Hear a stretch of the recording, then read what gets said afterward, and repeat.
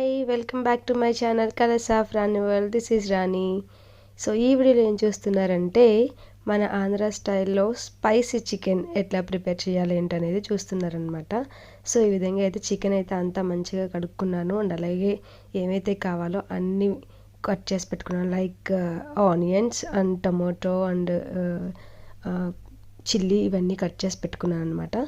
So బాండి పెట్టి మంచిగా ఆయిల్ హీట్ ఎక్కిన తర్వాత నేనైతే ఉల్లిపాయలు వేసుకున్నాను. నెక్స్ట్ దాంట్లో కొంచెం ఉప్పు పసుపు వేసి కాసేపు మగ్గనిచ్చిన తర్వాత టమోటాస్ వేసాను. ఆ టమోటాస్ కూడా మంచిగా మగ్గిన తర్వాత మన అల్లం వెల్లుల్లి పేస్ట్ ఉంటుంది కదా, ఆ అల్లం వెల్లుల్లి పేస్ట్ వేసాను అనమాట. ఆ పచ్చివాసన పోయేంత వరకు ఉంచిన తర్వాత మనం ఏదైతే క్లీన్ చేసి పెట్టుకున్నామో ఆ చికెన్ అంతా కూడా దాంట్లో వేసి మంచిగా కలిపి అదంతా కూడా చికెన్కి పట్టేలాగా మంచిగా కలిపి మూత పెట్టుకున్నాను అనమాట.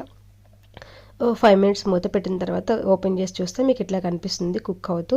సో అప్పుడు ఏం చేశానంటే కొంచెం కారం వేసి మళ్ళీ ఆ చికెన్ మొత్తం అంతా కూడా కలిపి మళ్ళీ స్టవ్ మీద మీడియం ఫ్లేమ్లో పెట్టానమాట. తర్వాత మనకి కావాల్సిన ధనియా పౌడర్ అండ్ అలాగే స్పైసెస్ ఉంటాయి కదా, మన చికెన్ మసాలా అవన్నీ కూడా వేసి మంచిగా చికెన్ ముక్కకు పట్టేలాగా మంచిగా కలుపుకున్నాను. తర్వాత మళ్ళీ ఒక 5 minutes పోయిన తర్వాత దాని మీద కొంచెం కరివేపాకు కొత్తిమీర వేసి మళ్ళీ కాసేపు సిమ్లో ఉంచాను అనమాట. సో ఈ విధంగా అయితే మీకు కనిపిస్తుంది కదా యమ్మీగా ప్రిపేర్ అయిన చికెన్ ఆంధ్ర చికెన్ కర్రీ అనేది. సో దీన్ని దేంతో తినాలి, మంచిగా చపాతీ చేసుకుని తిందాం అనిపించి చపాతీ అయితే ప్రిపేర్ చేశాను.